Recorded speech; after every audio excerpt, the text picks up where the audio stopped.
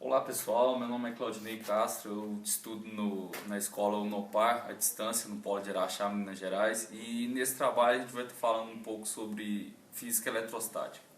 Bom pessoal, eu sou o Christian, estamos fazendo engenharia de produção aqui na cidade de Araxá, Polo EAD, na cidade de Araxá. Esse semestre a gente veio então conhecer um pouquinho da energia eletrostática. E os trabalhos que a gente irá apresentar hoje, a gente vai tentar abordar um pouquinho sobre isso, sobre o geral da energia eletrostática. Bom pessoal, meu nome é Daniel Rocha, nós somos aqui da cidade de Araxá. A gente vai fazer o trabalho a respeito de eletrostática, falando a respeito de 3 modelos de eletrização.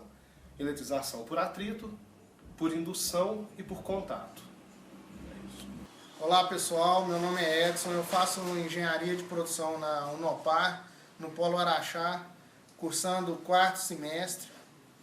E o nosso trabalho do 4º semestre ele vai abordar alguns temas aqui que já foram apresentados pelos nossos colegas e vai abordar também o desenho técnico de uma placa-mãe de um computador, onde que vai mostrar as dimensões, os componentes e o formato da placa numa questão técnica no desenho pelo AutoCAD. Pessoal, então aqui apresentando a nossa execução aqui do nosso primeiro experimento aqui, que é um pêndulo eletrostático, que foi aqui construído através de materiais recicláveis, uma garrafa PET aqui de 600 ml, uma haste aqui do pêndulo feita aqui de uma lixa de unha, com a parte do pêndulo aqui, propriamente dita, confeccionada com linha, e o pêndulo aqui um pedaço de papel alumínio. Para a gente conceituar aqui, a eletricidade ela está quase em todas as coisas que nos rodeiam. Desde um brinquedo, aparelho eletrônicos, até mesmo um relâmpago, que pode acontecer em períodos chuvosos.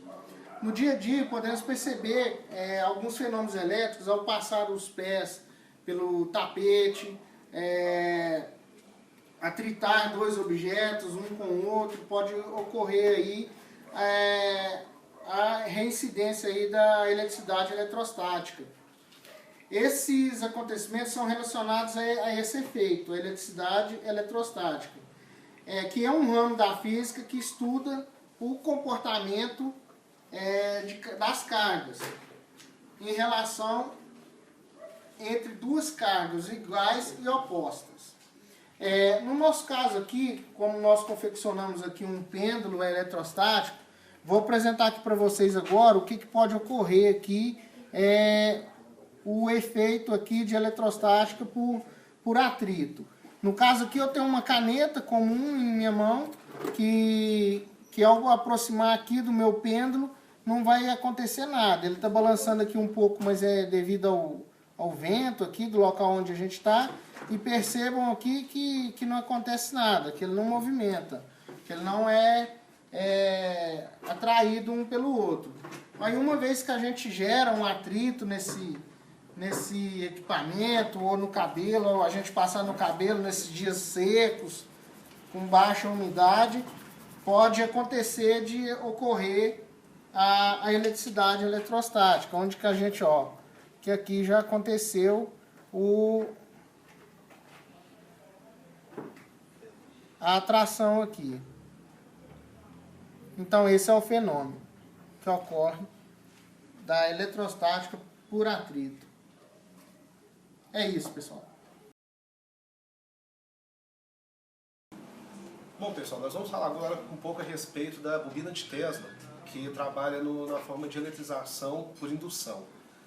A nossa bobina é composta por fios de meio, uma bobina enrolada com fio esmaltado, cerca de 3,5 metros de fio, um resistor e um capacitor, e uma bateria de 9 volts. Quando a gente aproxima a lâmpada fluorescente, ela acende. Não sei se está dando para ver no vídeo. A bobina de Tesla ela foi criada por Nikola Tesla aproximadamente no ano de 1890. Ela é capaz de gerar tensões altíssimas, No nosso caso, como a nossa é muito pequena, ela é capaz de acender uma lâmpada de 12 volts, de 9 volts, e ela trabalha por indução, ou seja, a carga que é feita a partir da bateria vai correr pelos fios, passar pelo transistor, pelo transformador, até chegar no nosso cilindro, que está enrolado com o fio esmaltado, o que vai fazer acender a lâmpada. Aqui vai gerar uma baixa pressão nos átomos de flúor que estão dentro da lâmpada, e isso que vai fazer ela funcionar. A bobina de Tesla ela foi criada por Nikola Tesla aproximadamente no ano de 1890. Ela é capaz de gerar tensões altíssimas. No nosso caso, como a nossa é muito pequena, ela é capaz de acender uma lâmpada de 12 volts, de 9 volts, e ela trabalha por indução, ou seja, a carga que é feita a partir da bateria vai correr pelos fios, passar pelo transistor, pelo transformador, até chegar no nosso cilindro, que está enrolado com o fio esmaltado, o que vai fazer acender a lâmpada. Aqui vai gerar uma baixa pressão nos átomos de flúor que estão dentro da lâmpada, e isso que vai fazer ela funcionar.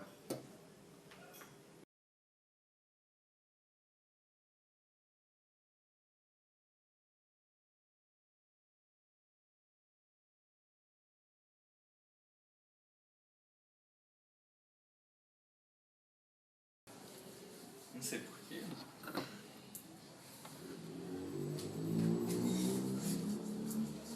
Tem que construir um cabeçotezinho pra ela, né? Em cima? É. Ué, ali tem papel alumínio. Só fazer uma bolinha e...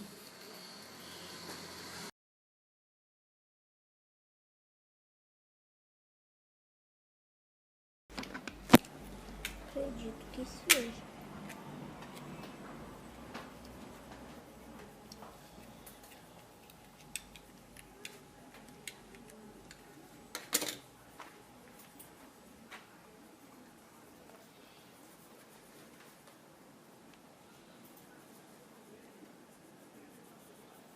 Melhorou muito.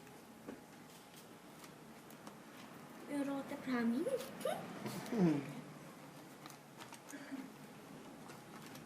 É uma das recomendações, né, do trabalho, tá clarinho. Ah, é? É.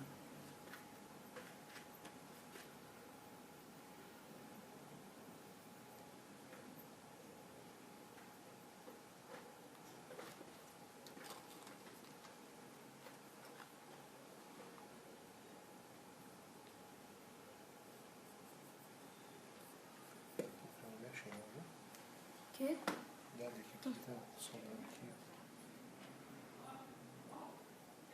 No meio, não é? Isso.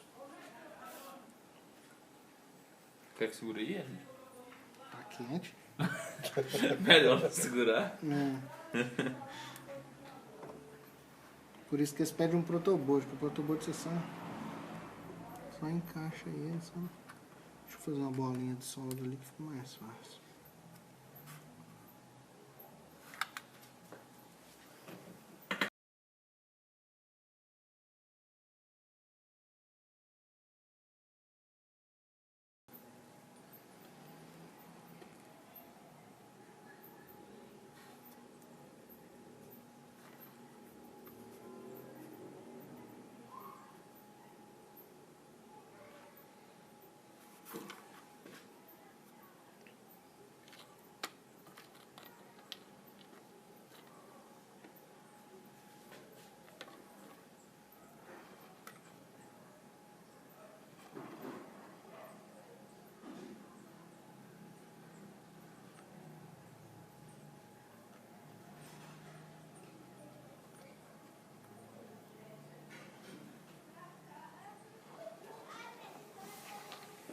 Ok.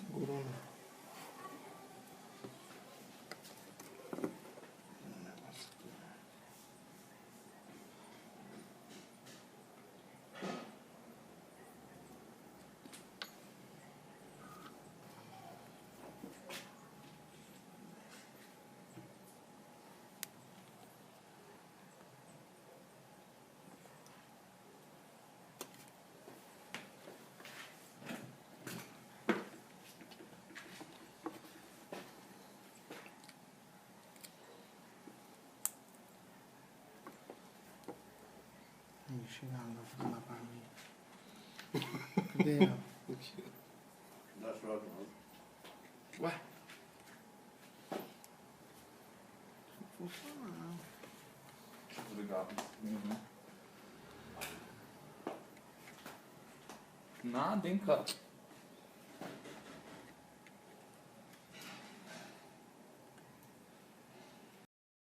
Então, pessoal, dando prosseguimento ao nosso trabalho sobre eletrostática, agora eu vou estar falando uma parte sobre desenho técnico. A gente vai estar explicando desenho técnico a partir de um desenho básico de uma placa-mãe de um computador.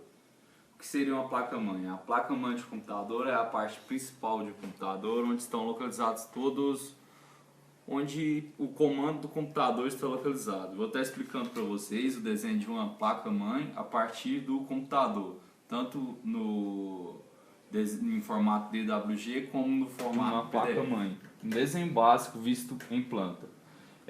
Aqui a gente usando o mouse, que é uma ferramenta essencial do AutoCAD, a gente pode estar dando zoom onde que a gente quer ver o desenho e dando zoom também nas demais partes do desenho.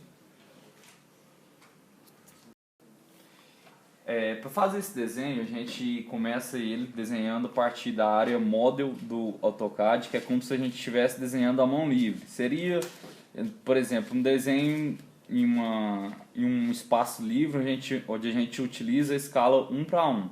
No nosso caso, a gente utilizou a escala em milímetros.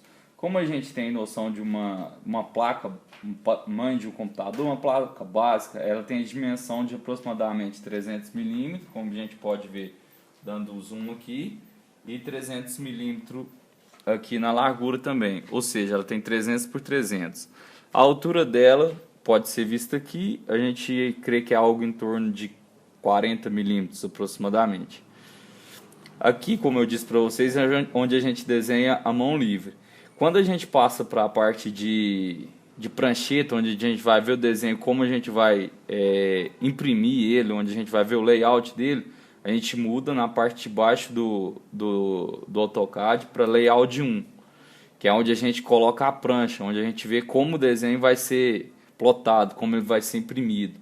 Aqui a gente vê alguns detalhes importantes do desenho técnico, como a folha, no caso a gente está usando uma folha formato A4, onde a gente pode ver as bordas externas dela, a margem interna, e a gente pode detalhar a nossa parte de legenda, onde a gente coloca o nosso curso, o nome do curso, Engenharia de Produção Polo Araxá, Minas Gerais, o título do desenho, que é uma placa-mãe de computador básica, o desenhista, que no caso foi Claudinei Santos, e a aprovação, que foi de Christian Reis.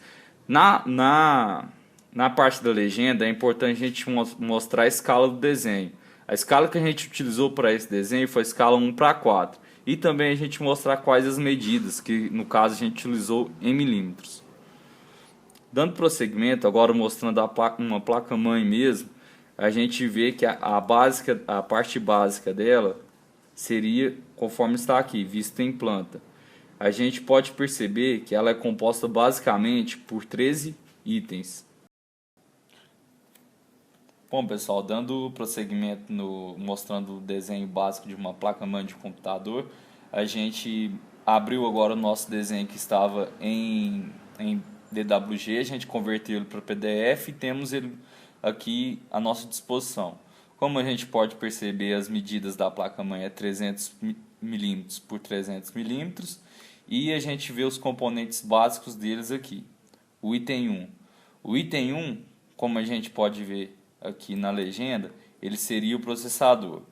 O item, e assim sucessivamente. O item 2 seria memória RAM, o 3 o slot de expansão, o 4 a GP, o 5 entradas padrão IDE, o 6 o chip flash ROM, o 7 a alimentação do chip flash ROM, o 8 entradas para conectores, o 9 CRN, o 10 conector, o 11 chipshed ponte sul, o 12 chipshed ponte norte e o 13 furos de encaixe. A gente pode destacar aqui alguns pontos importantes da placa-mãe que a gente vê em todas as placas.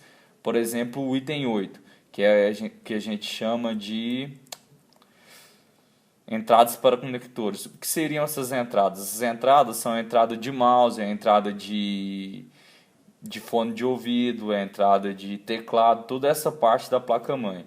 Outros pontos importantes que a gente deve destacar é o processador, que é o item 1, que a gente pode perceber que vem bem ao centro da placa-mãe, e alguns outros detalhes também muito importantes, como por exemplo o item 3, que é a base de fixação da placa-mãe. Pessoal, dando prosseguimento, falando para vocês como que a gente deve trabalhar com elementos de uma placa-mãe, aqui a gente tem para mostrar mesmo para vocês elementos de uma placa-mãe. Por exemplo, aqui, para a gente trabalhar com essas peças aqui, a gente deve evitar ao máximo o contato com elas, porque a gente é carregado de energia eletrostática. Por exemplo, não se deve pegar esses componentes desta maneira, apoiando, passando energia estática para os elementos. A gente deve pegar com as pontas dos dedos, evitando ao máximo o contato, para que assim a gente não queime essas peças que tem um custo elevado e também é de grande valia para a gente no nosso trabalho do dia a dia. Pessoal, dando prosseguimento, falando para vocês como que a gente deve trabalhar com elementos de uma placa-mãe, aqui a gente tem para mostrar mesmo para vocês elementos de uma placa-mãe. Por exemplo, aqui, para a gente trabalhar com essas peças aqui, a gente deve evitar ao máximo o contato com elas, porque a gente é carregado de energia eletrostática. Por exemplo, não se deve pegar esses componentes desta maneira, apoiando, passando energia estática para os elementos. A gente deve pegar com as pontas dos dedos, evitando ao máximo o contato, para que assim a gente não queime essas peças que tem um custo elevado e também é de grande valia para a gente no nosso trabalho do dia a dia.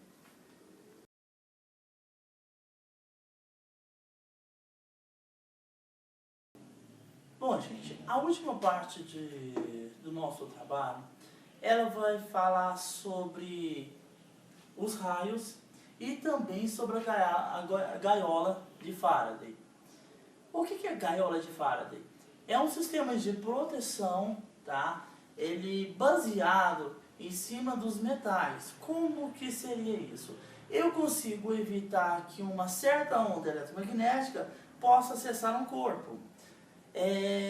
Faraday mesmo provou isso em 1836, né? Através de uma tela onde ele entrou e ele utilizou até uma bobina de Tesla, aquela que a gente mostrou agora há pouco no nosso trabalho, para provar que todos aqueles raios que saem da bobina não poderiam atingi-lo. Hoje, nos nossos dias, a gente pode ver que muitos galpões com telhado de zinco, por exemplo, eles utilizam esse mesmo princípio. Então, o que ocorre? Mesmo que a gente tenha uma carga, ou seja, de um raio, atingindo esse galpão, ele não vai conseguir atingir quem está dentro do galpão. Por quê? Os metais, ele possui uma propriedade de condução, ok? E essa condução faz com que todos os elétrons sejam transmitidos para um aterramento, certo? Então, o que acontece ali no galpão? Quando o raio atinge a parte metálica, toda aquela carga, né, elétrica, que a gente pode dizer, ela é transmitida diretamente para o chão. Como que a gente pode provar isso? Eu quero mostrar para vocês a questão de um rádio. O que acontece? Aqui eu tenho, né, um vasilhame de metal. O que acontece com esse vasilhame? Ele é totalmente blindado, ou seja, os átomos do metal não vai permitir que as ondas eletromagnéticas possam acessar aqui. Faraday utilizou uma tela. Qual que é a diferença? A tela, ela tem uma abertura maior. Então, o que poderia acontecer? Mesmo ela tendo essa abertura, conseguiu proteger Faraday das ondas eletromagnéticas, certo? Dessas descargas eletromagnéticas. Nesse caso, qual que é a possibilidade então de passar algum tipo de raio aqui, seja eletromagnético, ou seja qual for? É quase baixa. É dessa forma que muitos estudos dos metais acontecem. Para a gente ver, conhecer a estrutura interna de um metal, a gente utiliza o raio-x. Por quê? O raio-x, ele às vezes não consegue ultrapassar. Por isso que a gente não pode colocar uma parte metálica dentro do micro-ondas. Então um raio não vai conseguir transmitir, ou seja, atravessar esse metal de um lado para outro. O que acontece? Cada molécula do metal vai acumular esses raios, podendo então a gente começar a estudar os metais, tá? Uma prova disso então que as ondas não conseguem ultrapassar aqui. Vamos utilizar um rádio? Eu estou com um celularzinho, certo? Eu vou ligar o rádio dele. Para provar melhor, funcionando. Se eu colocar dentro de um vasilhame de plástico, veja, continua funcionando normalmente. Porque o que está acontecendo? As ondas eletromagnéticas estão passando de um lado para outro, conseguindo atingir o rádio que está aqui dentro. E agora? Não escuto mais o rádio. Só um chiado. O que aconteceu aqui?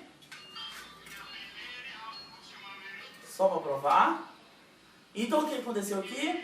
Eu tenho uma gaiola de Faraday. Muito simples utilizada aqui, né?